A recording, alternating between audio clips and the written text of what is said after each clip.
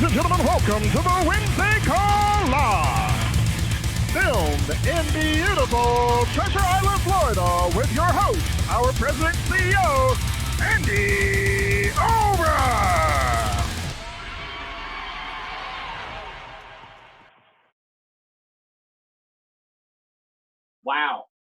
Wow.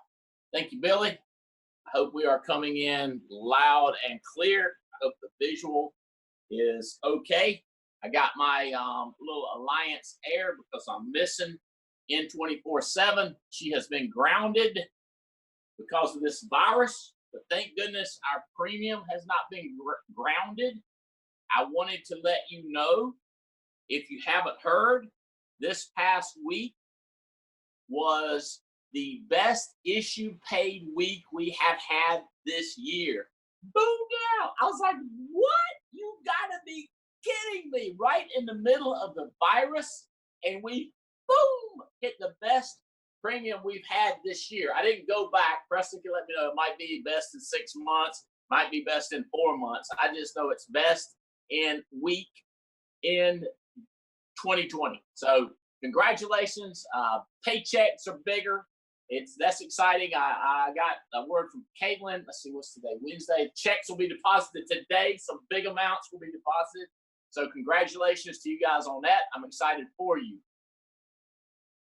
Let's see. Justin Balick has been killing it. Weekly production has been out of control.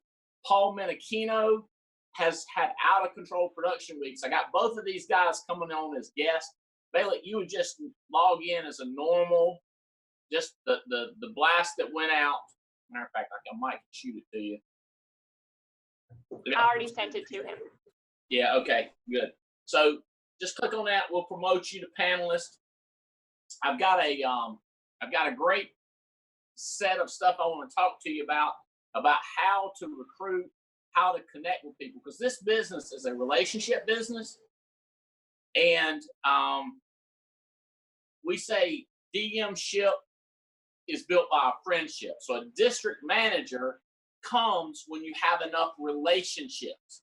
So I want to talk about this building relationships quickly and immediately, because our recruiting numbers have been through the roof the last 3 weeks.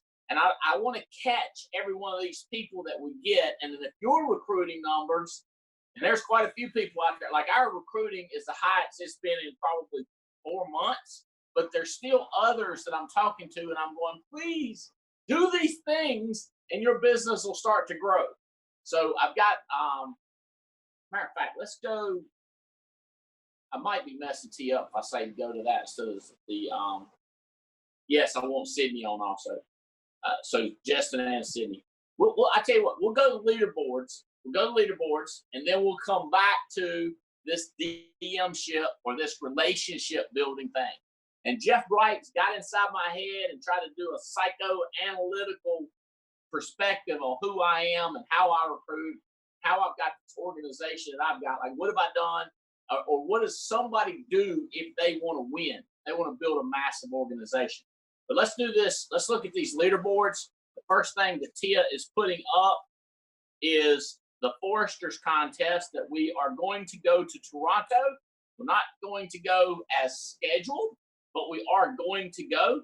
These are the people that will be going with us. I am so excited that Eric Kleemeyer, I've been chatting with him. He is part of the, I won't say Davies team. And Bertha Paredes. Wait a minute. Yes, Davies team, which is Brandon and Jennifer. No. My bad. Eric Kleemeyer. Brandon and Jennifer Bulis. My bad. Which is Jake and Belle Krause, and the whole Diane Lampy and I know George and Penny. So that's a whole big organization. Congratulations for Kleemeyer. He's been kicking butt, learning, growing. Michael Hartlett's team, Bertha Paredes. Nick and Taylor, congratulations, part of Long's team. Benny going to Toronto. Benny is part of Brandon Manley's team, part of our base. Patricia Martin, Joe Dukes' team, Nick and Viviana. Part of Kyle Caters, Alfonso and Michelle Thomas. Part of Mike and Noel Levitovich, Tim and Nikki Long going to Toronto. Keep in mind, this is a pick one. I'm calling both the couples' names, but one of you get to go. John Padilla, who is part, Menachino will be talking about him shortly. Cameron Ashcroft, way to go. You're going to Toronto. Annette Ivy, woohoo! Brand new lady in Burlington we just hired. Sarah Pools, part of Olga and Jason Mathis. DJ Jennings going to Toronto. Jera Gonzalez, way to come back strong, buddy. Had disappeared for a year out in Hawaii, went and did some personal stuff, and he came back killing it. Deanna Ford, Brian Rojas, woohoo! Stephanie Rodriguez, we're going to Toronto, buddy.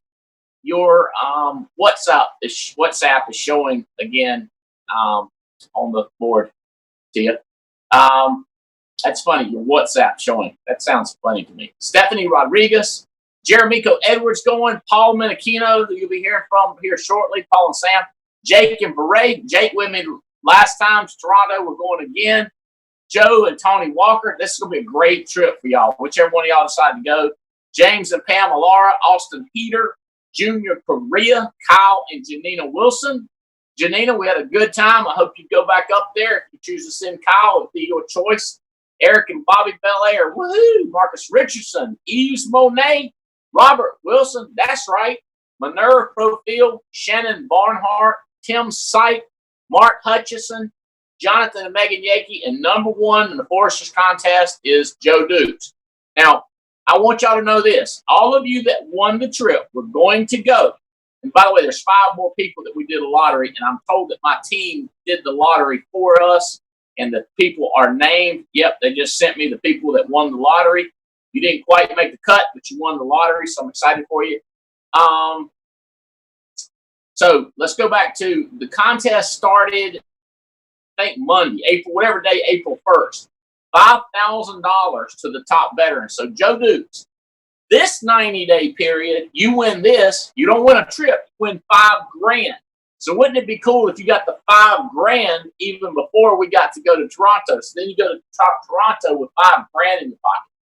The highest rookie can win $3,000, but if the rookie goes all the way to the top of the veterans leaderboard, the rookie would pick up $8,000 because they would steal that $5,000. The way it works, rookies are a competition by themselves, and veterans are in a competition by themselves.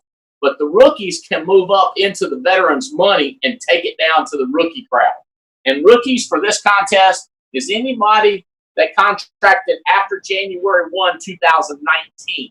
So that's the contest. Let me give you the winners of this lottery. Jan Miller, woohoo! She had 2 lottery tickets. Drew hers. They did an automatic ticker. She won it. Tony Renner, woohoo! You're going to Toronto. Noel Wilson, congratulations. You're going to Toronto. Julie Heimer, woohoo, going to Toronto. And you're going to like this. Mia Benale, you done won a trip. You earned a trip, but your lottery ticket got you to win it. So those are the 5 people that got the lottery ticket. Congratulations. So let's look at the other leaderboards. Fanatics, this is for everybody that's over 1,000, that's over 30,000 in the month of March, you get $1,000 cash. Congratulations, Robert Wilson, Mark Brinson, Minerva Profil, Adam Johnson, Katrina Gustin, Jeremy Patton, Eric and Bobby Belair, Marcus Richardson, Paul and Sam Menachino, Mark Hutchinson, Brant Swindale, Kyle and Charlene Cater, Megan Wood, and James and Jane Hill. Boom, y'all get an extra $1,000 bonus. And honorable mention, over $20,000. Great people.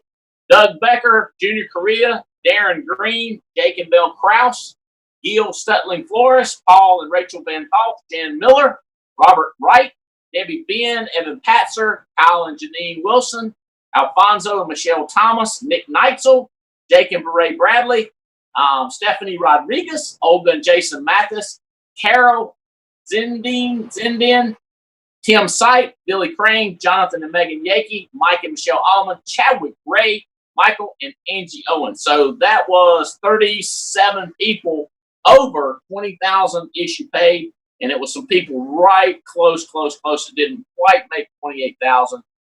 Okay, let's go to the next leaderboard, Tia. Let's go down to the 90-day Foresters Contest. So this is, okay. This is the new contest that's running to win 5 grand. So where is Joseph Dukes on there? If I've got the, right now, if the contest ended, Adam Johnson would get that $5,000. Benny Sciglio would get 4 grand. Olga and Jason Mathis, y'all take a look at that. Let's go down to the rookies. The number 1 rookie is Emily Katz. What the heck, Emily? You could win $3,000, Emily. Emily Katz in the race for rookies. That's awesome. Matter of fact, we got Emily Katz that's actually taking veterans money. Emily, you should really consider trying to win a bunch of money this 90 days. Also, Tiffany Jones is up there. Tiffany! This is good stuff. Y'all guys are crazy. All right, other rookies. Steve Maximum, Adam Katz team. Man, the Katz team is strong in the Foresters Contest. All right, where's Joseph Dukes? He's going to come on strong. I'm just warning y'all. I don't see his name on here, so I'm knowing if he won it the first quarter, he's going to try to win it this quarter. I'm going to find him on here. Y'all check out your leaderboards. All right, so this is the contest, 90-day contest. West Coast recruiting. This is where we're flying the Alliance Air. The Alliance Air is going out there and pick them up for recruiting today. It will be Jason and Tony, Brandon and Ashley Beal, Dana Montova. Those would be the top 3 winners, and then they would fly to Dallas and pick up Kelly Haney.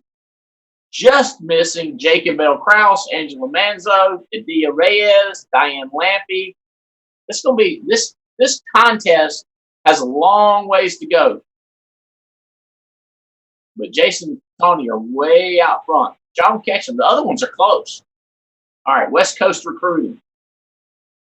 Next contest. Let's see what we got. Thailand, already got 2 people won. We got a lot of people real close behind. By the way, all these leaderboards just got posted on Band, so if you want to check them out on Band, you can see them. The F&G contest, Fidelity and Guarantee, Marvin Otsoy, Chris Baldwin, Amaka Orizu, Brandon and Ashley Beal are leading the world right now. James and Jane Hill are right behind. I think you need 5 outs to be a winner. That's why these others are not up there yet. They'll be there because it's the top 12 producers. So we're only 4 people are winning so far because the other ones don't have 5 outs yet. But I'm sure that Miles Gatos, Jeremy Patton, James Perry, I'm sure those guys are going to get there. James and Jane, Kurt Collier, Victoria Rickman, Jordan Beatty. But I love these new names. There's so many new names coming on strong. All right. I love these leaderboards too. Rolex. You cannot leave out the Rolex contest. Let's look at that one. Let's see who would win the Rolex. Megan Wood, she is a rookie. She's been with us, I think she's in her 2nd year. Just brand new. Brant and Jill Swindale right there at the top, probably within, they're within $5,000 right there. James and Jane, Katrina Gustin, Minerva, Jonathan and Maggie, Jonathan and Megan Yakey, Marcus Richardson, Tim Syke, Hutchinson, Johnson, Dukes, there's Joseph Dukes, Jeremy Patton, Paul and Sam Menachino. So Robert Wilson, you are 1 point away from being into the Rolex victories. Doug Becker, Mike and Kerry Williams, so close. It's going to be a tight run to see who gets these top 13 spots for the Rolex. Jan Miller's up in there. Janina Wilson, you're right there. Bobby Belair, push Eric just a little bit. He's right there. Evan Patzer. And Patzer's been killing it the last few weeks, too. So Mike and Michelle Alleman, Junior, it's going to be fun. See who gets a Rolex at the end of the year. Woohoo! All right, what's up next? Rolex is Thailand. Recruits. This week, Kyle Cater dominated. This week, Paul Roberts dominated, and Angela Manzo. Angela, woohoo! Because Andy Riddle's working you so hard down there in Florida. Will Parisi. Jason and Tony. Look at the depth They got 13 U in depth. Wow, their group is recruiting like crazy. Al Qaeda's group's not bad. Okay, let's go. Year to date, Riddle still dominating, 36 in width, 11 in depth. Look at Jason and Tawny, 16 in width, 40 in depth. That's smoking. Will Dancy, you got the width. We got to put in the depth. Power of 10. Adam and Beth have had 3 people reach power of 10. Diane Lampy has had 2. Mike and Noel Leventovich, 2. Stephen Davies, 2. Paul Roberts, 2. People that have reached power of 10. Way to go, Daryl Hall. You the man. Rita Casper, Tanya Lewis, Veronica Crippen, Charlotte Burgess, Nathan Marco, Aaron Sorenso, Hayden Thomas, Beatrice Lucerente, Randall Burmaster, Neil Barley, Michael Moffat, Karina Edwin, Shane Nichols, Michael Bowman. This is crazy talk. Last contest. Then we'll go on to the teaching. Andy Riddle is leading the country to win $10,000. Let's don't forget about these contests. By the way, people ask about family reunion. Family reunion is on. I think this heat in probably the end of May, this virus thing's going to be gone. Definitely June, July, we're going to be wide open. We'll have a family reunion, and we'll be giving away $100,000 cash. Actually, it's $104,000. Andy Riddle stands to get 10 grand. Kyle and Sharkater stand to get 5. Jason and Tony are tied. I don't know how. We got to figure out how we would break the tie. Jason and Tony would get 2,500. Will Dancy would get 1,000. Mickey Mitchell would get 1,000. Bunch of people win 1,000, and then some people win 500. This is big. And then there's the next contest going down to the next. How many of these are you going to get to the convention? Right now, Lucero Diaz is leading the crowd for 10,000 cash. Terry and Tia would be number 2 with 5 grand. Will Parise with 19 in width tickets. He would stand to get 2,500. This is going to be an interesting game on who wins this money coming to family reunion. All right. I am going to, at this point, go to I will say the number one producer this month. Number one producer this month, Life Business, Mark Hutchinson with 37,700. Paul and Sam Menachino with 37,000, and Robert Wilson with 36,000. High producer. All right. I'm going to go to the slides. I love the Good Samaritan bonuses. You don't need to pull it back up. That's piling up. People's money's piling up. January, we'll be giving all that money away to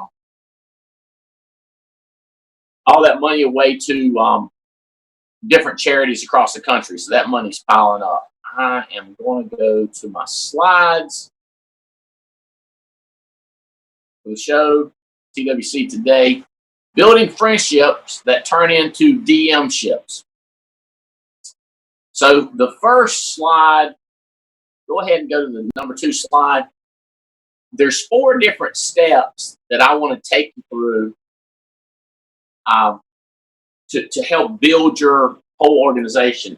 And since Paul and Justin and Sydney are on there, I would say as you go in depth, as you're working in depth under Keith Hafner, or working in depth under Van Tholf Menachino, these are the 4 things that you absolutely want to do down in depth. Now, this is WIT also, but WIT is rapid fire and finding the type of person that we're looking for. Okay? So there's listen, but respond carefully. Connect, but don't try to fix them. Accept them, but be honest.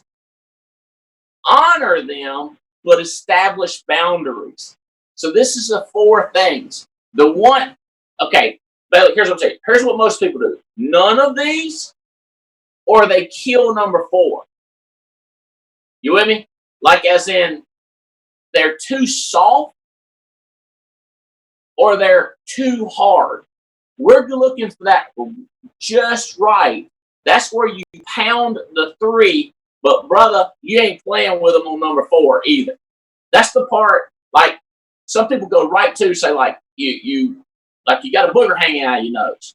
You might want to say to somebody, hey, how you doing? Good to see you. Hey, man, go something right there in your nose. You don't have to do a lot, but if you just go, right, you got a booger in your nose, or some people just look at them and go, hey, how you doing? And then somebody else says, hey, you got a booger in your nose. And you look around and you're like, why didn't you tell me? We were talking a while ago. Why didn't you mention it to me? So there's too brutal or don't say nothing. And this is trying to get it right for people. Okay? All right. So let's go to listen, but respond carefully. Don't just do the first part. That's slide number 3. Okay. This is the process of noticing another person's suffering and showing compassion to that pain. All right. So another way is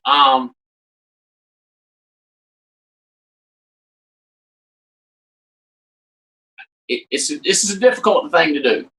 It's listening without an agenda. I've got people that have family that has corona disease. I got families that drank too much corona. You with me? 2 different problems. Got a drinking problem, got a virus problem. Both of them named coronas. Corona. Okay? All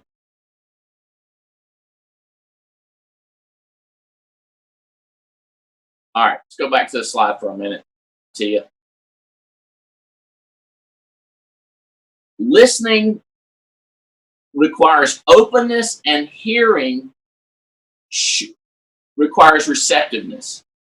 So I want to kind of walk you through how I do it. Openness is being able to pay attention without distraction, and receptiveness is being able to read subtle cues without judgment. Listening to words come out and actually hearing those words is the only reality when we put our private agendas aside. Okay, so let me see if I can try to do this. I am an impatient person. I want to get to this number 4 thing and tell you what I want. So when I'm talking to a new person,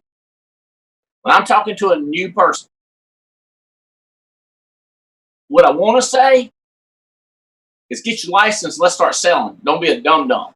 You're broke and you know it. That's what I want to say. That's not going to work, but that's what I want to say. So what I'm trying to do is listen to their situation without judging them. Like it is so difficult for me, and my guess is it is for you. Now, I'm not going to listen, like in wit, Justin, I'm not going to listen to a person ramble for 30 minutes. I'm going to go, hey. I'm going to call them by their name. Hey, Sydney. Hey, George. Could you tell me a little bit about your kids? What I'll do is I'll just move them to another subject. And it's funny how quickly people will respond to that. They'll just say, they'll be like, blah, blah, blah, blah, about my children. So I ask them another easy question. So same thing if I'm working in depth. I'm trying not to say you're an idiot, you shouldn't have got fired, or whatever the situation is. It's listening, or it seems like eternity. I'm like, God, I've been listening for like 5 minutes and they're rambling. So it's trying to not, I have an agenda. Okay, to be clear, this says have no agenda, have no judgment. Oh, I'm judging and I got an agenda. Does that make sense? More premium, more money, more power, more freedom, more choices. That's my deal. To get you, like, it's all I can do, Bailey, when I talk to you, not to tell you what I want. Like, you know the part where I said, we're trying to get you to $300,000 a month. That's the part where I'm skipping to number 4. But I'm trying my best to stay up in number 1. But I've done a lot of number 1s with you. So now I can go to number 4 quicker. It's a way more mature relationship. Okay. That's a lot of psychological words that are important. Listening, no judgment, understanding. I wish you would highlight it and just read that thing. But know what I'm saying is you got to go and listen. Hey, when Hafner, you're deaf, and he told that story about how he almost got killed in that wreck and his therapy and he thought he was going to die. Well, me and you are sitting there going like, and the more we can understand this wreck, well, and whose fault it was, what happened, it's therapy, the more we can hold in that holding pattern, the better what we're going to get to do when we get down into he needs to go wide and he needs to go deep, needs right production. It's tough, but we got to stay there for a little bit with no criticism. Okay, let's go to the number 4 slide. It's about comparing people. All right. So when you're listening, but respond carefully. Think before you speak after listening. Sometimes taking a moment to think about what you say before you start blurting out will spare hurt feelings and keep you from leading the witness. Meaning, to find out the truth, you need to be open and keep listening to them and try to ask questions, but try not to tell them the direction to go. See where they want to go. Okay. When a friend feels like it's okay to be themselves around you, they trust you faster. So choose your words with care, evading a bruised pride with authenticity, evading an insulted ego. Okay, so here's what that's saying. You can leave that slide up. I'm thinking, tell me if this is right. This Zoom technology. When she puts the slide up, y'all can still see me, right? And you can choose to make mine yes. Like right now, can you see me? You cannot see me. I'm little. Can you make me big? Can you do it? Okay, so y'all can control it. Let's just leave the slide up. And if people want to keep reading the slide to you, or if they want to make me bigger and see my facial expressions, they can see that. Okay? Everybody good with that? Make sense, Paul? Okay. All right. When somebody says, I lost a kid, and you say, well, don't you have 3? You still got 2, right? That is not good. That makes sense? If somebody says, I drank too much, you're not an alcoholic. So at least you don't do cocaine. This is no good. This is no good. My husband ain't selling. At least he ain't beating you up. It don't work. That don't work. I'm thinking it. Why am I thinking it? Because that's the way I am. Meaning, I have a healthy, reflective comparison thing. Like I go like I've already planned this out, Bailey. I tell my kids, if my arm get cut off, I'm gonna say this. Dad, burn it. I needed that hand, but this one I need more. You with me? At least it wasn't my right hand, which I wipe on my rear end with. You see what I'm saying? This is the one I write with. You know it's true, Paul. Don't. Okay. If a kid dies, I'm gonna get one of my 2 dies. I'm gonna go. Oh my God! We got to have them. We got Spencer for 22 years. I got Haley for 25 at least. But you can't say that to people. But you can plan to say that for yourself. So like if they lost a kid, you're like, oh man, I can't imagine that. I can't imagine that. Tell me about it. Or how about this? If I had $100,000 chargeback. Oh my goodness. That's a lot. Oh, that's a lot. Oh my gosh. Wow. Have you talked to the people? Can we do a leverage? Wow. It's just having that, trying to understand where people are and asking questions about it. Hey, we got kicked out of our house. Like, oh man. So what's your plans? That's a good answer. What's your plans? Not. Well, at least you got your help. No go. Not a good thing to say. Like, well, what do you plan on doing? What's your thoughts? What's your ideas? Have y'all discussed it? It's You're not bullshitting them, but you're just trying to get them to tell you more. It's more of a Columbo process. Okay, let's go to hold on, stay right there. Let's just make sure. Come on, hurt feelings, leading witness. Okay, so you're not trying to suggest that they move in with their parents. If they lost their home, don't suggest they move into their parents. Don't suggest they buy another house. Don't suggest they live in a car. Don't make suggestions. Try to seek to understand their thinking. This is a process. And sometimes I do it rapidly. Let me be crystal clear. I'm making it look like there's step 1, step 2, step 3. I'm rapid with this. Rapid. Once I've had enough contact, I'm moving to number 2. Okay, so let's kind of go on to the next. It's really the next. There's 4 things. This is the next 2, which is the next 1. All right, connect with empathy. This is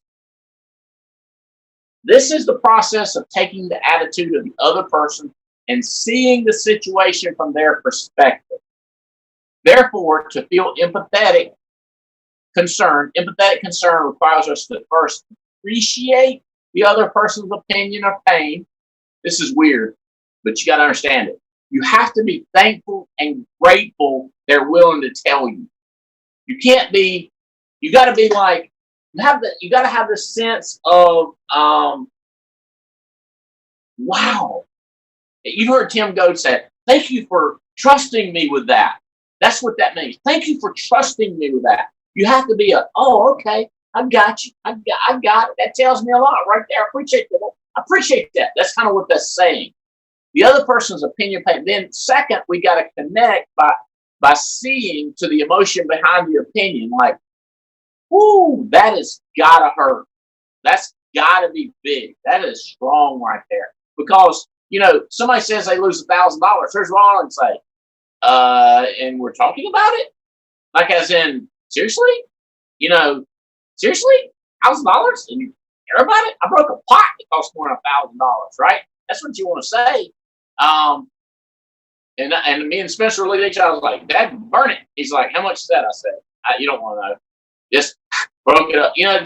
But that's not right. What you're going to do is like $1,000. Wow. And you listen to them and you say like, that's a lot of money, right? Like if you can tell that it's a lot of money to them, then it needs to be a lot of money to you.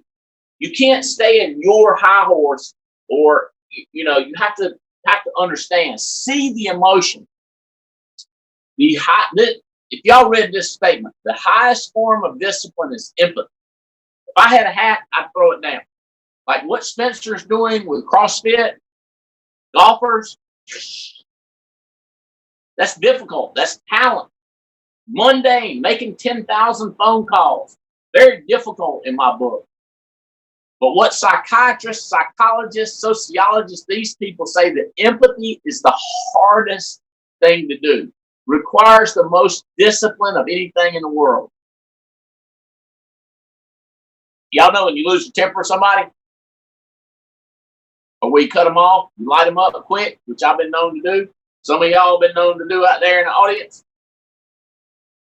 I had to tell you right there how empathy is hard to do. Empathy is when you see the other person's point of view. I was on the phone with somebody today and I was like, could you just sit in my shoes for just 1 minute and then tell me how it feels? Because they're saying from their angle, but I had to convince them that from their angle, I see how it looks. Can you come over here and see how it looks from my angle? It's kind of like what we were doing too earlier, Bailiff, when I was saying, think about this. Here's what we're dealing with across the country. Okay. The reason the discipline is empathy, it causes us to suspend our nature of having to be right. Very difficult because we all want to be right. Can I say this? I know some people that want to be right all the freaking time. Like they can never be wrong. Never. And it's like, no, can't you just say, sorry, I made a mistake? One day, time. Just one time. So if you can get in that empathetic mode where you can see it through their lens. Like you really feel the pain. You see how much it hurts. You get them. That's it. When you get them. That's what Sydney told me one time about Justin Bailey. She said, he gets me. He understands me. It's like, all right, he got her. He done been empathetic. You know it's true. As all the other guys, they just didn't understand. They didn't get my thinking. This young man, he gets my thinking. He gets my situation, gets my predicament. Because he understands where I am in this world. Like truly understand. Not just says he understands, truly understand. So when recruiting in depth, you got somebody 4 down under Hefner. You got somebody 4 down under Padilla. If you get them, Paul, now let me tell you something. It's easier to get people that are like you. That makes sense? If they're kind of like you. So you have to be like them. Like you have to move from where you are to where they are in life. Like very difficult for me being, this month I turned 56. So to try to talk to a 24-year-old, I'm thinking, oh my God, how am I going to get there? It's very difficult. Requires a lot of discipline to get there. So a lot of times I'll get as close as I can, and then I'll be like, hold on a second, let me get a hold of John Padilla. Let me get a hold of Paul Minichino. Let me get a call to Bailey. They'll better get you. Let me get this 18-year-old. They'll get you better. They'll understand where you're coming from. They'll get you words and everything. So I'll connect. When I hire, if I'm in debt, I'll work with this person and pull them over to somebody, and I'll pull them over to somebody who gets me. Like I think Emily Katz, I think she's 18. She gets me because I've known her since she was not born. So she kind of gets me. So if I can get another 18-year-old to get her, then she can lift them up to closer to my thinking. All right. Let's go to the next slide.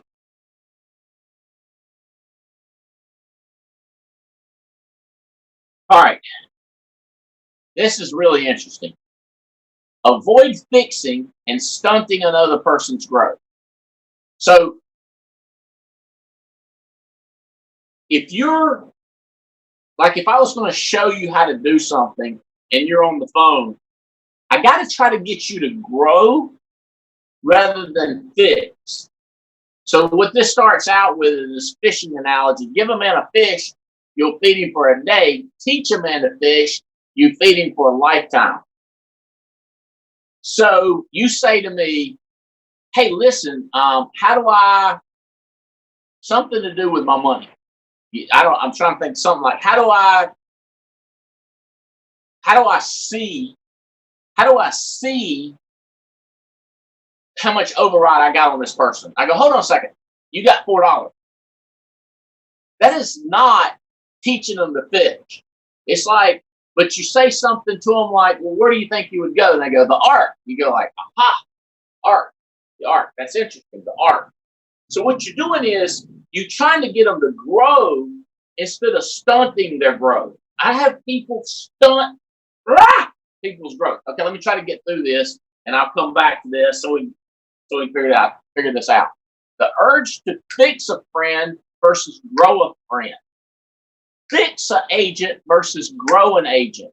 Fix it. Stunt their growth. They'll never be James Hill. They'll never be Jane Hill. They'll always be this agent because you stun them. All right. The urge to fix a friend versus grow a friend may be the biggest dilemma with your relationship with another. Perhaps life is throwing them a curveball and they need your support and insight. You're like, Art, you might want to look at the Art, like insight, like the Art's where you would find that answer. Or the new agent brochure, that's where you find it. That's in the 8 steps to success. Like, you don't try to just tell them. It comes back more like, here's a question, Bailey. Somebody asks you a question. They ask you, what did you have for breakfast? Or how do you call people? What do you say to people? Where do you get your leads? What they should be asking is, what's a nutritional breakfast that people should have? What they should say is, how should a new person be handling their leads? Like the question they should be asking is what we try to ask, Paul, and we should be trying to grow them instead of fix them. Okay. Give them room to process things and make their own decisions. Practice active listening when they invite you to participate in their journey. So that comes back to that appreciation of thank you for asking me where your override numbers are. Thank you for that. Let's think where we would go. Where would we go? So you let them, but you say, but it's just easier for me to just look it up and text them. Yeah, it's easier to text them, but it's also they're not going to grow. Connect by asking them to tell me more by repeating their responses. So you might say, so you want to know what your override is, right? Yeah.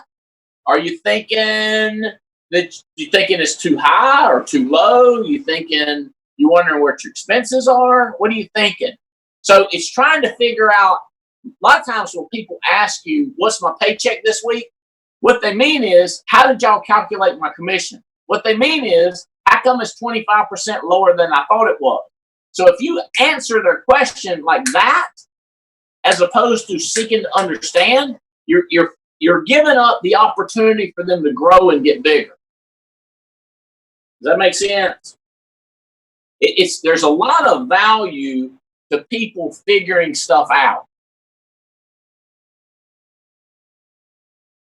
Kids, you got Menachino got kids. The deal with kids is letting them figure some stuff out, but not everything. So if it's going to crush them, we got to stop them. Say, stop. If it's going to give them a bump or a bruise, if they can't take it, then they'll never be able to handle it if you don't let them have a bump or a bruise. So, for example, what you're going to talk about, Paul, letting people go out and talk to their cousin, their aunt, and uncle, they're going to get bruises. You don't do everything for them. Let's move on. We're wrapping this thing up now. We're getting down to the part that we really want to do. All right. This is a mess right here. Acceptance laced with tolerance is a fair and objective attitude toward those whose opinions and practice differ from one's own, which produces friendship commitment. For example, let's say you like tomatoes, but I don't. And you're going to eat tomatoes right in front of me. Okay? And I'm looking at it thinking, them things make me sick. How about this? You ever hate somebody eat a burnt steak? My mother-in-law, she like burnt steak. I'd be like, how you want me to cook your steak? She said, I'd like mine done. Translation, burnt. No taste, crispy, disgusting, frightening, make you want to call the fire department, right? I, on the other hand, I go medium rare, which means I want to see some blood, baby. I want blood coming out that thing. Well, if she sits there and looks at my meat and says, that's nasty looking, well, you see what I'm saying? Like, it's a different opinion, but you got to look like you could care less. That's what friends do. That's what friends do. I got a friend, he's got one of those things, his face has that thing. You ever seen a peak? Like he's got that birthmark? It's unbelievable, right? But if you look at him and go like that right there, that don't make no sense. Who cares? Some people care about everything. They got an opinion. Does that make sense? Friends don't do that. Friends do things like, I don't care. Like, I can't believe he's got so much garlic. Smell like garlic. But if you go like, that's his house. Hey, every one of y'all do this in the house. Y'all go in there and cockroaches in there. Smell like pee-pee in there. You ever done that? We tolerate it, right? Because we want to be tight friends. Tight friends. Right? Now, if we went back 2 or 3 times, we might go over there and take some of that spray that covers it and say, hey, I bought you a present. But we can't get to that yet. We got to stick here in the tolerate zone for a little bit longer. I'm telling Bright, I'm going, Bright, I'm about to die over here in the understanding mode. I want to get to the part where I help them win. Okay, but we got to stay here in this friendship commitment. We don't get mad no matter what. We tolerate. It was funny. We were talking about marriage. Is marriage accepting them for their bad stuff? Accepting? I don't know. Sydney probably has 0 bad habits. Bailey, on the other hand, has problems. Okay? So, whatever it is, Bailey, but people are funny about, they're funny about what they let annoy them. But by not letting it annoy you, brings you tighter. So like Katz, Adam Katz has some different opinions than I do. I have different opinions than him do. But we're really good friends. Because his stuff, my stuff, So we built that tight, over time, relationship. Okay. It's been proven that learning to tolerate differing opinions actually strengthens one's relationship.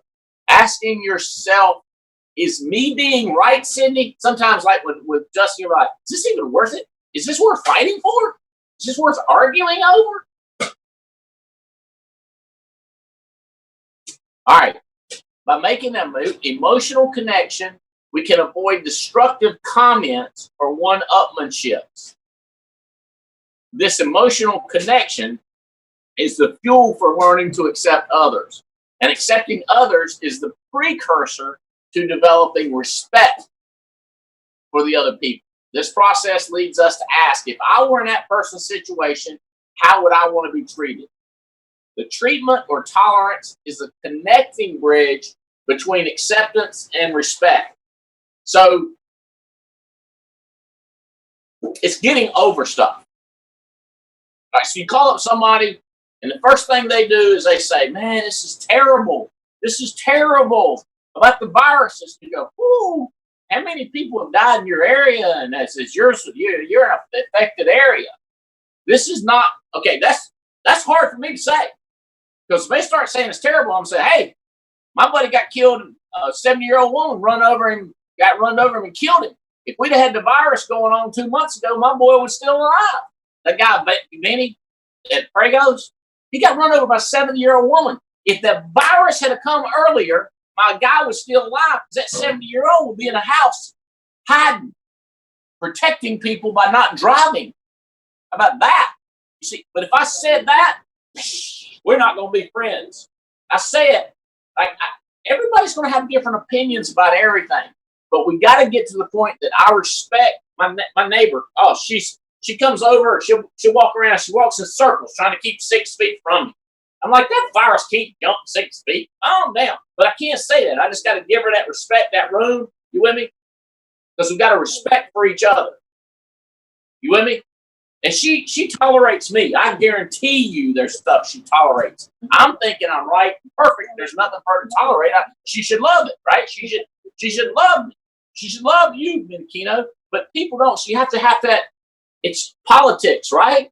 People say, well, I want to be something there's no politics. Anytime you deal with human beings, you're going to deal with this mess. You gotta elevate. You gotta walk above and just kind of. I respect what you're saying. I hear you. I'm doing a lot of WhatsApp with the people in India and Africa, my friends, and trying to respect their opinion because they got killed. Because when America said, I ain't coming to Africa, it just crushed their economy. A lot of it just 100% depended on Americans. My Indian boy, Murley, that was on there, his concept, he's begging me, not going anywhere, begging me to shelter, stop, and become a recluse. And I'm like, all right, whatever. I'm trying to go along, trying to respect. He's trying to respect me, but yet he's actually to the point of number 4 where he's starting to give advice. All right, let me make sure I'm in the right place. Can you scroll that up? Is that slide 7, Tia? I can't see the numbers. Struggling with that a little bit. We are on 7. We're on number 7? Mm-hmm. Okay. All right, how about this? Let me give you one last thing to get us off of this one. There's respect. You respect somebody, and there is accept somebody. So to get from accept to respect is the tolerance, meaning you accept them, but then you find out there's other things, and you just go, I don't care. I'd be fine. Tolerate. Okay? All right, let's go next. Number 8. We are down to the wire. We'll get to the part where we care about. All right. This is tough. Okay? Communicate honestly during tough conversations. This is not easy. Sharing bad news or criticism with a friend is the litmus test of a true friendship. So as you build this connect with each other, if you share something with them quickly, can you still be friends? Okay. Therefore, honest communication is critical to establishing credibility and trust. Like, for example, if I don't tell you got a booger in your nose hanging out, and then somebody else tells you, you feel like a ding-dong head. You're like, why didn't you tell me? You're my friend. Or how about this? My cousin, he married this girl. Woo-hoo-hoo-hoo. He said, why did you not tell me? Because he's married like 6 months, and he found out all this stuff. And I was like, we told you. He's like, y'all did not tell me that about her. I know we did too. And so we were saying, we told you. Does that make sense? But he didn't listen. And then he was in a world of hurt. It was really interesting. We were like, we told you. He's like, why didn't you tell me? You can tell how open and trustworthy a friendship is by how willing each friend is to share things that are difficult but important to hear. It's better coming from a friend's mouth than a stranger. But delivering such news is hard even for the closest of friends. So here are 2 tips to minimize the hurt to keep people from feeling ambushed. Okay. So,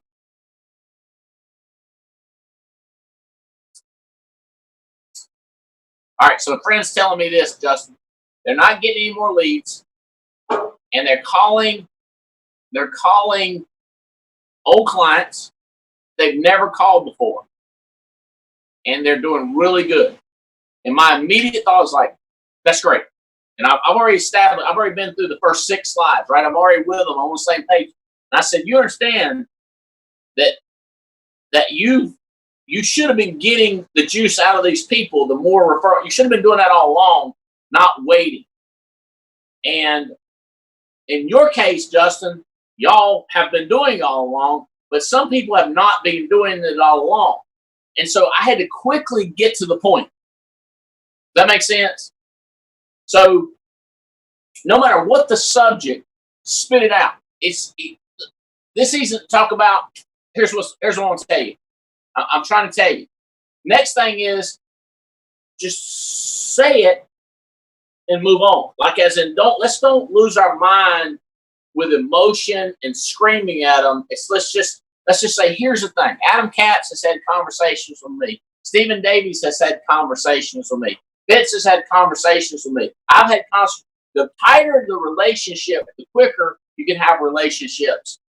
The quicker you can have communication. Communication plus urgency equals currency. With no relationships, no communication, no cash. Make sense? So it's establishing relationships and getting to the point of telling the truth as quick as possible. All right, let's go to number 9. Short, to the point, quick, don't beat around the bush. I would say this too. Like if you're calling, stay on this slide, Tia, but let's go back.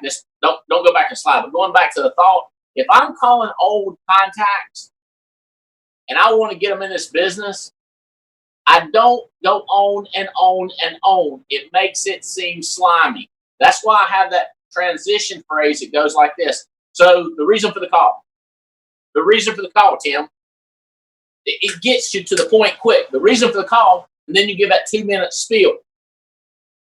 Now, if you're answering a zip recruiter or a monster, you can't say, well, the reason that I ran the ad. You can't do that until you establish rapport. The reason for the call. You come in with a client. You don't say, the reason I'm here is to write a policy. But if it's your mom and dad and they've been talking, you say, hey, the reason I want to talk to you about is when you get you covered. It's just a transition that gets there quick, and then you get to it. Don't go on and on and on and on and on. Okay, let's go to this. Honor commitment. Okay. All right. Indebtedness. By practicing indebtedness, that's how you honor commitment. Waking up in the morning and saying, it's great to be alive is a good place to start. So the attitude of gratitude from the very beginning, attitude that I'm glad to see you, glad to talk to you, glad I get to meet you. This emotion that life is abundant and makes a person feel grateful for having friendships. In this example, the norm of reciprocity is not the driving force between honoring your commitments to your friend. Rather, each friend should be compelled to pay goodness forward and not have to be prompted by a favor or benefit such as a gift or service. This type of gratitude is altruistic in nature, which means a concern for the welfare of others without having an agenda. Therefore, a kind heart is the prerequisite when trying to be a selfless friend. This level of selflessness is accomplished by searching for an opportunity to honor instead of wanting to be honored. In order to build and maintain friendship, one must affirm the opportunity within the power of goodness and appreciation. Showing appreciation is the gateway for honoring commitment. So here's the way that works. Okay? I don't care what you owe me. I don't care how much you've made me. I don't care how much I've made you. I don't care if you voted the same way as I voted. I don't care. But I am sure appreciative that I'm your friend and I got something that I want to help you with and I want to give you. It's how to keep it where you just don't care as opposed to you owe me. It's I appreciate you for who you are. And if we have a good friendship, then I don't expect something back. When people call with an air of expectancy and entitlement, it messes up the commitment that I have for them. When you call somebody in your downline and you have this air of they owe you for calling them, so you got to keep a level playing field, not keeping score. That's a lot of words that says that. But it's grateful that you're my friend, grateful that you took my call, grateful that we're meeting, grateful that I'm seeing you at family reunion, grateful for you jumping on the call. It's being that appreciative no matter what. You don't owe them, they don't owe you. It's trying to keep a level playing field. All right. This last one's where all of us, well, I say all of us want to go. Some of us don't want to go there. Let's go to the last one, number 10. Establish boundaries in order to own your own happiness. Here's what people say. If my husband would do right, I'd be happy. If my wife would do right, I would be happy. If I had $100,000 in the bank, I would be happy. Nah. This slide talks about that. You got to come into the program happy. No one is put on this earth, including your friends, to make you happy, nor for you to make them happy. Anybody outside of yourself is really a part of your life because you allow them to be. You have decided what role they're playing, and you decide that they stay in your life by establishing boundaries. If you enjoy being around your friend, that doesn't mean they make you happy. They may add to the happiness in your life, but they should not be the sole reason for your happiness, nor you being the sole reason for their happiness. To say that somebody else makes you happy, this is crazy talk. To say that someone else makes you happy is to relinquish your responsibility to your emotions and the way you spend your time. To say that somebody makes you happy is basically saying you're a collapsed puppet and up to them to make you happy or not. Waiting for them to pull the strings and make you happy. Nobody should have that kind of power over your emotions, nor you over them. That's why emotionally based boundaries are necessary for healthy relationship. This is why Some people get rich, some people don't. I come in happy, I'm happy. Now, what we got to do is we got to figure out how to grow your business. I'm happy. We got to figure out how do you get some money in your pocket. Hey, I'm fired up. Are you fired up? So when people come into the meeting depressed, if you go to your downline depressed, and I know people that go into sales calls depressed, very difficult to get anybody to do anything because you got to be here. You got to lift yourself up. You got to bring yourself down. You got to have a level playing field. We got to be on the same page. Then we talk about the truth, which is if you died, you got to have life insurance. If you're a personal producer and Paul, and I say to you both, something happens to your health, you're screwed. You got no overrides coming in. Years ago when we were having this conversation, but we had to have a rapport and we had to be together. All this had to happen before I could start coaching. Now, to be clear, we got to coach. I have heard people say this to me, and this is a good one to my leaders, Adam Davies, Evan Patzer.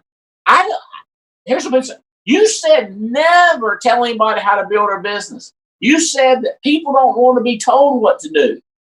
Right. That's why you go through this combination and they'll accept anything you say. But you got to get them to that point, and now you got to coach them. So I do coach. I do jump on people about things. I don't let them stay wrong. Okay. All right. So take me back to number 2 slide, will you, Tia? I know it's a lot back. Oh, quick, lightning. Okay. So these 4 things, listening. So what we want, communicate honestly. So let me give you another one. Well, I can't do that one because of y'all on here. I'm trying to think of something I can tell you. Oh, how about this? Presenting well makes a difference. So if you're talking to a person who comes to a meeting and they're just constantly not clean, not pressed, they might not have style or taste. So you might say to them, hey, could I help you? Could we go to Men's Warehouse? Who shops for you? Does mama shop? How do you do this?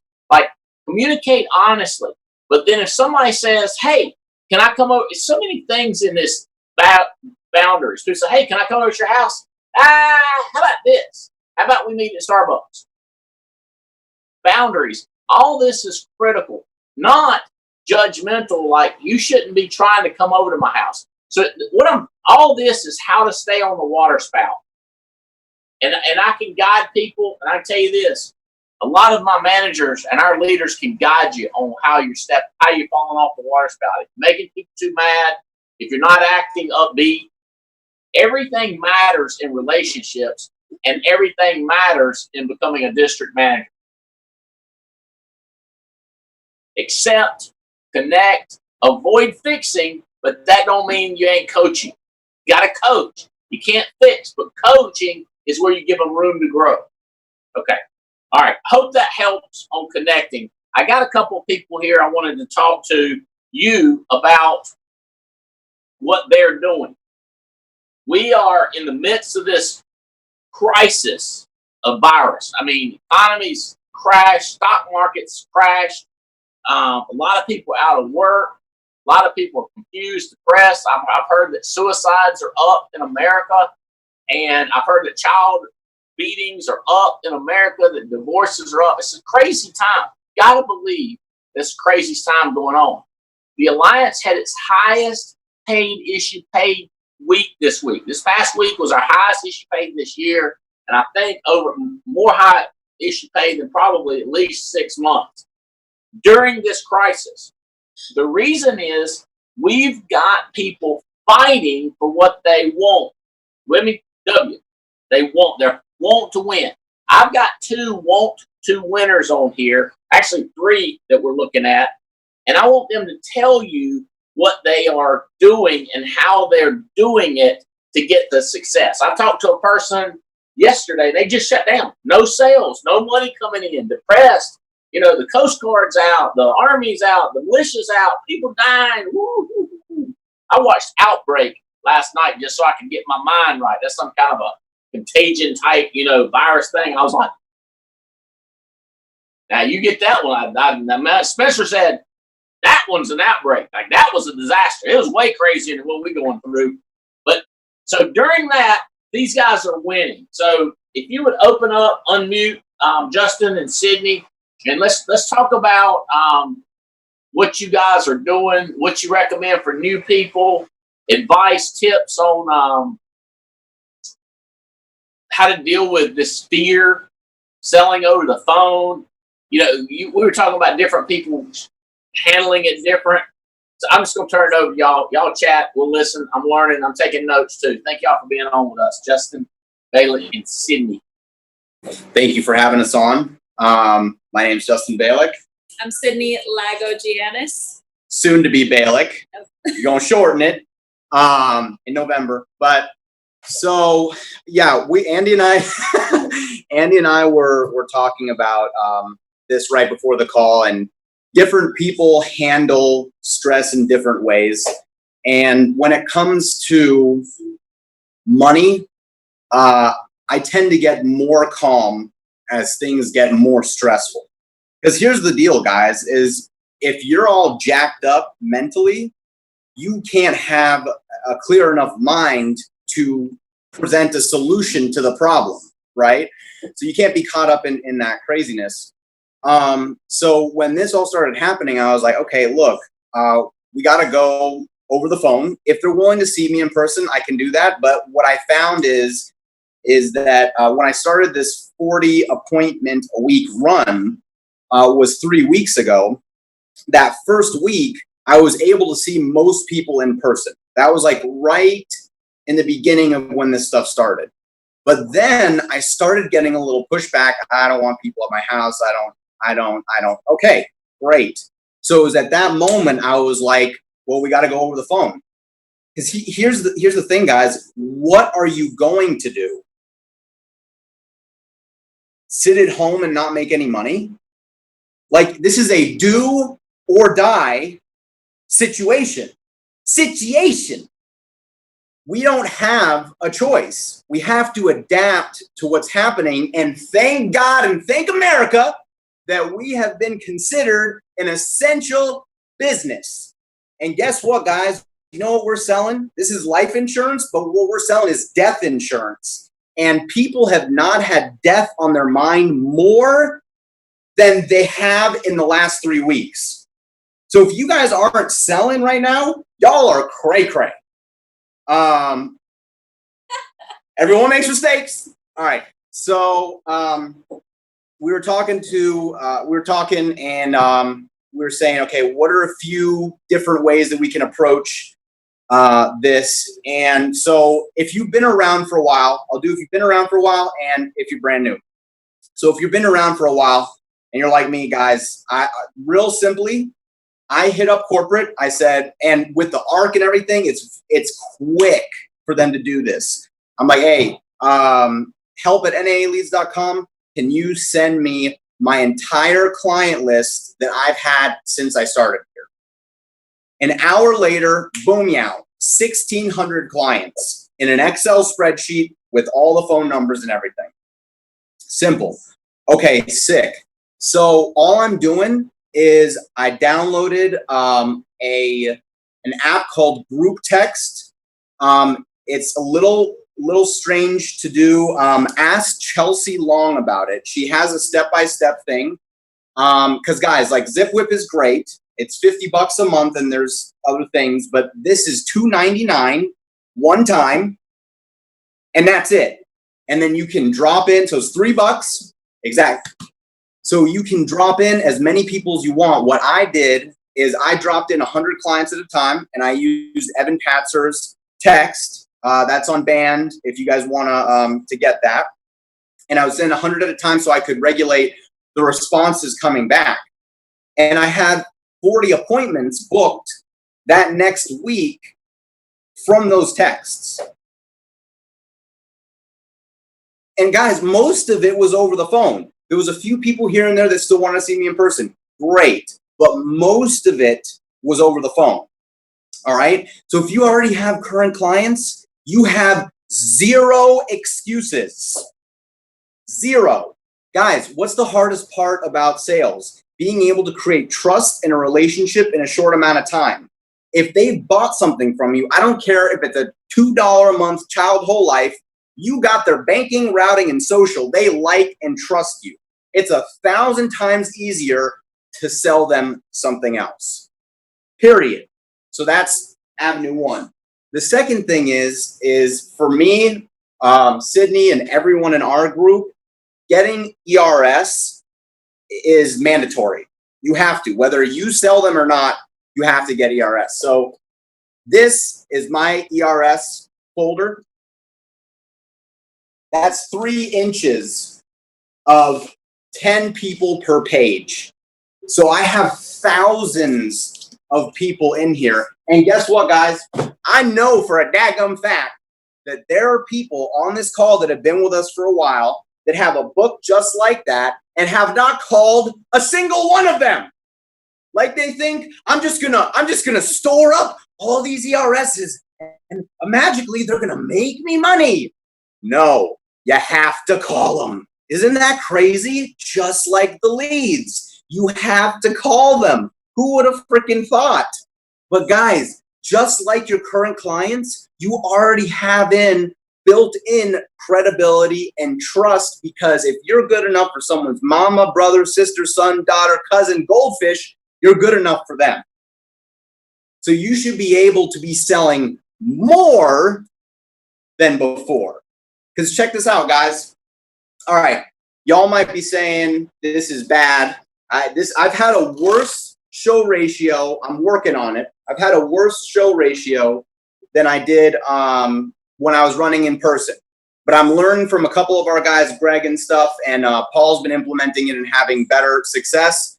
Text them the morning of all of your clients, because guys, we're so used to don't ever pick up the phone, don't ever confirm appointments. When you're doing it over the phone, you better confirm, okay? So text them in the morning, all 10 of your appointments, however many you have, text them all in the morning, then text them an hour before, then text them 5 minutes before. So you're hitting them 3 times, all right? So that I'm going to be implementing this week. I know he'll probably talk about it, that's been helping him a lot. But all right, so I've gone on this 3-week run. Well, it's a 3-month run, but I'm 3 weeks in. So far, it's been 120 appointments. I've only sat on 30. So that's 25%. So some of y'all might be like, well, that's terrible. Okay. Well, guess what? All those other no-shows, I didn't have to drive to. I was at my office. So I sat 30. I wrote 36 apps for $53,000 in production, predominantly over the phone in the last 3 weeks. I've never done phone sales before. So now, what's y'all's excuse? You ain't got one. Selfie. Oh, I was getting prepared for the selfie. So I would say if you've been around, that's what I would do. If you haven't been around, if you haven't been around, if you're brand new, there's a couple of different things I would say. Paul is going to talk. I don't want to steal what Paul is going to say, but he's going to talk about one that we start all of our people off with. That's brilliant, but I'm going to let him talk about that. But one of the first questions I would ask a new person is, do you have a budget or do you not? Because guys, don't assume that everybody that you hire is broke. That's messed up. They ain't. There are people out there with money that are just looking for an opportunity. So if you talk to them and you go over their script and they got some sense, I would say, hey, get the Facebook leads. They're $10 a pop at the moment. That can change. They're $10 a pop at the moment. It's a $300 minimum. So you're getting 30 A leads essentially for $10 a pop, right? If they have the money. And if not, I would say, look, talk to your manager. I know that we have a couple thousand leads in our own inventory from over the years. And every manager on this call, I'm sure, has something similar.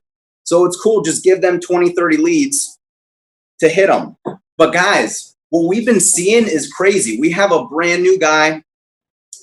He was talking all this junk. We were like, okay, all right. We like the way you talking. And let's see if you talk and you walk match up. So we got him $300 of Facebook leads. His first day on the phone, he wrote 6 applications. First day, not a bad program. We got Beatrice and Jamie. You saw Beatrice on the new Power of 10. She started last month. And it's way more than 10. All right.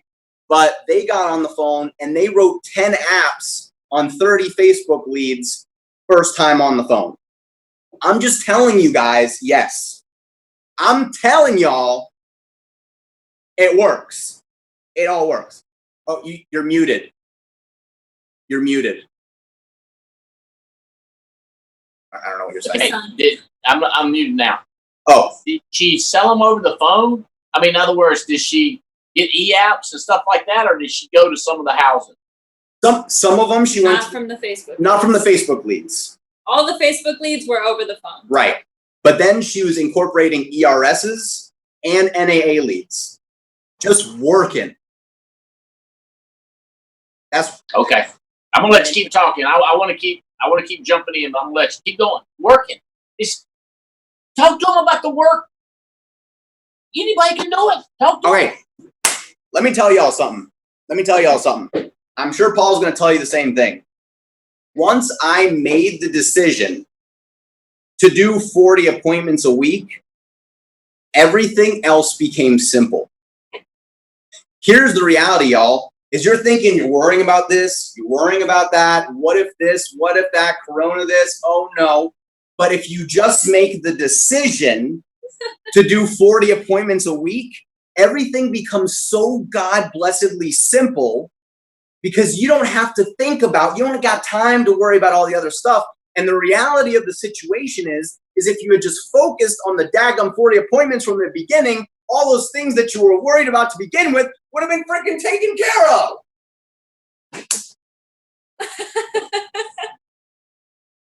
And that's the truth. Everything has become way more simple, and I don't feel like I'm working any harder than I was before, and I'm running 40 appointments a week. My objective is 30,000 a week submit. I did 28,000 and change my first week. The second week, I only did 5,000. The third week, I did 19,000. So, but the point is, it didn't discourage me because I know that I can't beat the numbers and numbers can't beat me. Mm-hmm. You know this on? I would just say that, especially, you got something? Andy? Yeah. Do that head thing again. I'm muted. Do that head thing again. That's what I'm talking about right there. I wish I could do that. Mm-mm. Numbers can't beat you. The biggest thing that we're seeing is, I spoke to an agent right before this call, and I was like, the people who are doing well right now are simply making phone calls. If you're not doing well, you're not making phone calls. We're in a situation where right now where everybody is thinking about life insurance. People are getting their affairs in order. So if you're not making sales, you're simply not trying. And if you're brand new and you've never done this before, you're going to have to try a lot more than you think you do, because this is new for us as a company as well. We're doing really well as it is, but we don't have averages exactly the way we did figured out in the home. Mm-hmm. So you're going to have to do way more than you think you need to get the numbers for a couple weeks consistently without quitting, without giving up, so we can really figure out what the numbers are going to be. For Justin, his show ratio is not as good. For some people, their booking ratio is not going to be as good. We just have to figure it out. But the only way to do that is if we put in massive, consistent activity. So if we just do that, there's no way, I really can't foresee us failing. I've never seen the company come together as much as they are now, sharing information. I mean, we have new people that have come in from other companies, And they're like, it's crazy how you guys are giving your tips to other agencies. They're helping you. Hey, can you send me this? Can you send me that? It's really cool what we have going on. So if you're not making sales, you're simply not putting in enough activity. And that's just the fact of the matter. Not only is it a crazy time to be making sales, but it's also an insane time to recruit. Like, we are hiring people. If I turn this and showed you my board right now, we have been super wide. We're getting super deep. We have someone on Keith Hafner's team. Her name is Dee. She's booking easy 20, 25 interviews a week for Keith to be calling and doing the interviews for. We have Beatrice, who is Power of 10 and all that. She's also hired at least 7 or 8 and with. Show us. Show us. Yeah, Show us. All right. Here. Just go like this. Look back. Yeah. Nice. Yeah. Nice. Yes. Can you see that? Yeah. Y'all doing it. Yeah. Doing it. So what I have people doing is we're doing a lot of different things. Chelsea Long has helped us a lot, and she is great at helping you get set up with ZipWhip. Guys, that is massive. If you have an organization, kind of same thing. If you've been here, if you haven't been. So if you've been here, Andy, you've been talking about the inactive agents. That is massive. I did just a small round of those. We had, I think, like 9. How many was it? We had about almost 1,000 inactive agents. I've only sent out probably 100 texts for that so far. And the one guy who we bought the Facebook leads for, he was an inactive agent from somewhere in our group. He didn't like the person who hired him, I guess, and we got him back on board, and he's writing business. And another one's writing business. So 2 people writing business from our inactive agents in 2 weeks. Yep. Crazy. Just brought them on this week. So that is a massive tool to be using. We're also doing primarily state license lists, so you guys can find out your state. For us, it's free, but every state has a different thing. Anyone can download it, and we're just calling them. We're just calling these people that got a license, and if their agents are new, this is how you can set it up without having to know anything. We have our new agents calling and saying, hey, this is Sydney. I'm calling from the hiring manager, Justin's office. You know, we noticed you have your insurance license, and he wanted to set up a time to talk to you for like 5 or 10 minutes tomorrow in the morning or afternoon. Be good. We're just booking stacked. If I show you my calendar today, Andy, every 30 minutes I got interviews today. And this has been like this for probably the same amount of time that he's been every running. day for 3 weeks. For 3 weeks stacked, every 30 minutes with interviews for me, from the team. I mean, it's just crazy. Everybody else just better watch out. That's all I'm saying. Your upline, Paul Menachino. Would you open up, Menachino? Yeah, I'm here, man. That's in one leg of yours right there, Bo. Yeah, I know. I love it. You got this leg going now, don't you? Yeah, we do. I bet they fired that leg up, didn't they? Yeah, they did. I bet number 2 leg looked at number 1 leg and said, we want to be number 1 leg, but dadgummit. Yeah. They say they're going to pass him. Paul says he's going to do it. Yeah, he says he's going to pick up the pace, man. He can try. He can try. You're going to have to keep running, bro. That's all I can say. All right. Tired. Don't get weary and well doing. This is what I'm telling you. Baylor, get Lego gay gamer. Lago Giannis. Lago Giannis. All Menachino. Yes. Menachino, talk about putting in this width. So you got this leg that's smoking clearly with these guys. You put in this other leg trying to get it up and running. By the way, James Hill's fired up because all Menachino and Baylor get this one massive blowing up leg. He's trying to build that number 2 and 3 leg. So talk about putting in width, Paul, especially that little script. If I hire a brand new person, my son-in-law Brandon hires somebody. If my buddy Nathan Thomas hires somebody, what would you say if you hired that somebody in getting them up and running during this virus-infected fear world? What do you say to brand new people? Okay. Yeah, absolutely. So, I mean, if I'm getting a brand new person started and let's just say that let's just say I'm talking to you, Andy, and you were my brand new person that I'm getting started. I would just ask you a couple of quick questions. Like, I'm really wondering, like, the first thing is like, how fast did you want to get up and running? Like, were you looking to get started very fast, very fast? Were you looking to get started fast or slow? He says very fast. Fast. And then, so were you thinking that you want to I can't hear you at all. They muted you.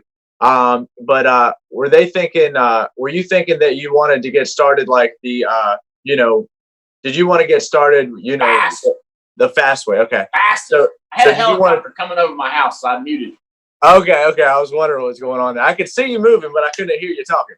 All right. So you want to get started fast. And so did you want to get started like the quick and easy way or the slow and hard way? Quick and easy, baby. Quick and easy. Okay. So here's what I know, Andy, is like for you to get started, the fastest way for you to get good at this is just to sit down with as many people as possible, as quickly as possible. Like the quicker you can sit down with 15 to 20 people, the sooner you'll know what the heck you're doing. Does that make sense? Yes. Okay. So as far as that goes, if I told you like right now, like who could you, like what we normally do is, do you think it would be easier to talk to people that you already know or people that you've never met before? You would think talking to people that I already know would be easier because they like me and trust me. Okay. And so here's what I know is like normally when you're making phone calls and you're calling leads, the hardest thing to do is to get them to book an appointment with you just so you can go through the presentation. So what we do with all of our people is we have them sit down with 15 to 20 people that they already know because they already like and trust you, and they'll let you meet with them. So what we do is just call them on the phone and we book an appointment so that when you go over there, you can just go through your appointment with them. So like, here's the thing, Andy, is like, you don't need to become like God's gift to insurance. Like, don't become an insurance salesperson. All you got to do is call them and let them go through the appointment with you. Because here's what I know. Our products and programs are awesome. So just because you're going through the programs with them, some of the people are going to buy from you and some of them aren't, but like, it really doesn't matter. Like, you don't really care whether they buy or not. All you care about is that they meet with you and they let you go through the programs. I have a question. Okay. So I'm brand new and I'm getting started, and this virus thing, people are nervous. What if they won't let me meet with them in person? Can this something can I do it over the phone since I'm brand new? Yeah, you can do it over the phone. You can do a FaceTime, a Zoom call. Paul Vanthoff just had a guy, Darian, get started down in South Florida, and he's got his license. He just got started, and he just did a FaceTime call with one of his friends just to practice his presentation. Because he said all he says is when you call him, you just say, "Hey, can I just go through my presentation with you? Like, is there any way I could go through my presentation?" And he said, "Yeah." And when he talked to the people, they're like, "Well, we actually kind of need this." To find out the girl has heart problem, right? And so we're trying to figure out what we can get her covered with. She wants insurance. And that's the thing is like all these people that we know, like they need insurance. They want insurance. We're just trying to figure out how to get them to get it, and it's really like there's some recordings out there on exactly what to say. And we could go through it again and like exactly how to get them to want to call their friends because, if you say it right, they're going to book the appointment. If you say it wrong, they're not. So it's like, did you want to get started fast or slow? Did you want the easy and free way or did you want the hard and more expensive way? Well, I want the easy and free. Okay. So the quicker that you can sit down with 15 to 20 people, the sooner you'll know what you're doing. So, when can you put together a list of people that we can go through that you can book appointments with? Like, when can you go through these appointments and don't become an insurance salesperson? Just go through your appointments with them. And then what you do is once you book the appointments, I'm going to go through with you exactly what to write, like what you're going to talk about, how to run quotes, how to do electronic applications, because it takes all the fear away. Because a new agent, the hardest thing is getting over that fear of the unknown. They have no idea what they're doing, right? But I know this, that if you go through your presentation with 10 to 15 people, you'll know what you're doing. Because after about the fourth appointment, you'll be like, oh, you're saying the exact same thing over and over again. Yep. The exact same thing over and over again. Nothing changes. The only thing that changes is the people you're meeting with. So the quicker that we can get people to actually sit down and just go through their presentation, the faster they'll know what they're talking about. And I don't know about you, Andy, but I'm like more impressed with a person that's willing to go meet with people or go over the phone with people or Skype with people that they know first, because at least then, like, I know they're willing to take a shot. Like if you say, well, none of my friends will meet with me, I'm kind of wondering what kind of person are you? Yeah. This is incredible training. We got to turn this over to Mr. Alex Abian because he is showing the plan. So if you have brand new people that you've been recruiting, and I know some of us have appointments booked right now, while Abian, we're dividing and conquer. Alex Abian, who's one of my buddies from over 25 years ago, and we've stuck together. He's made millions with us. He is going to do the presentation to talk to brand new people. This will be live from Alex Abian, and I'm counting on my staff. I think he's logged in.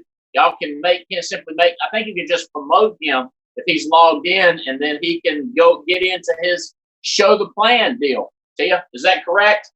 It's actually a different link, so we have to get off this one so that we can start up that one. Let's get off. Close it down. Love y'all. Thanks, Bayless. Thank you guys for having us. Great job. All Bye right. bye.